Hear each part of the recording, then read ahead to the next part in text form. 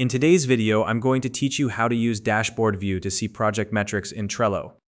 If you've ever wanted a clear and visual way to understand your team's progress, workload distribution, or project bottlenecks, Trello's Dashboard View is a powerful tool to help you do just that.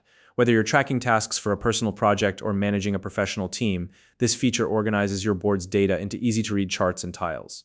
Today, I'll guide you step by step on how to access and use the dashboard view effectively so you can make data-driven decisions and keep your projects on track. Let's get started. First, open your browser and head over to Trello.com. Once you're on the homepage, look at the top right corner of the screen and click on the Login button. This will take you to the login page. Next, you'll need to enter your account credentials. You can either type in your email address or choose a single sign-on option like signing in with Google or Microsoft.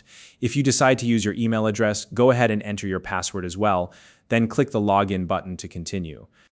Before moving on, double-check that you're logging into the correct workspace, especially if you're part of multiple workspaces. Trello will typically show your most recent workspace, but it's always a good idea to verify so you're accessing the right projects. Once you're successfully logged in, you'll be taken to your Trello homepage. From here, locate the board that you want to analyze. Click on the board's title to open it. Now that you're inside your selected board, look near the top of the page just next to the board title. You should see a Views button or a drop-down menu. This is where you can switch between different ways of viewing your board's data. Click on the Views button or drop-down to reveal the options. From the list of available views, select Dashboard. This option transforms your board data into visual charts and tiles, making it easier to review key metrics at a glance. Once the dashboard view loads, take a moment to explore the layout.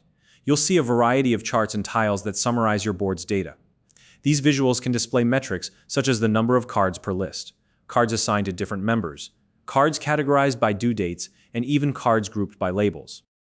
To dive deeper into the data, hover your cursor over any segment of a chart. For example, if you're looking at a pie chart showing cards per member, hovering over a section will display the exact count of cards assigned to that person.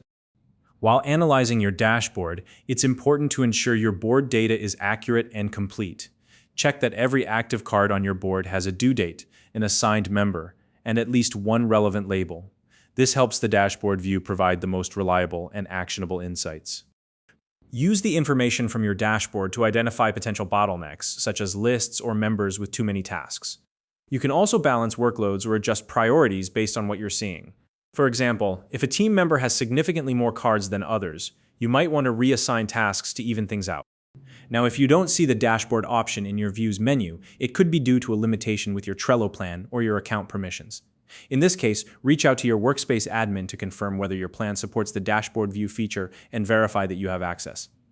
And that's it. You now know how to use Trello's dashboard view to analyze your board's metrics and make smarter project management decisions.